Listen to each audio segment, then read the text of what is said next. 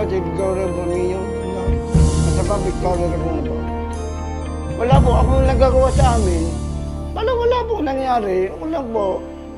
Ano po, video po ang panapamaya sa pagdabong ulo ko. Yung sabi ko, tayo naman sa punta. Yung, ano na po.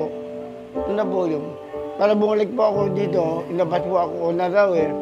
Gabi po, yun naman, batakin na naman.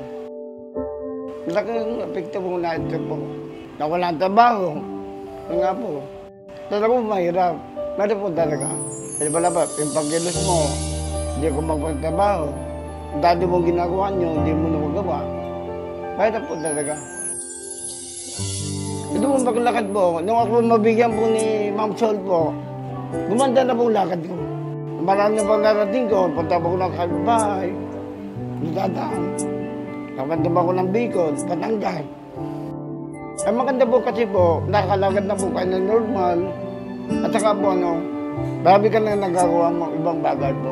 Kasi po, magnoto po. Mga pagdinilis po, kanya, pagwari po sa harap. Marami po. Nakalala po ako ng malayo. Dati po, nakahiga lang po ako. Kasi po mga araw, wala po akong gumagawa, kundi nakahiga, nakaupo lang po. Ngayon po, punta po ako ng school, pag ganun po. Marami na po akong narating.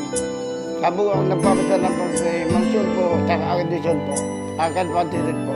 Maraming salamat po.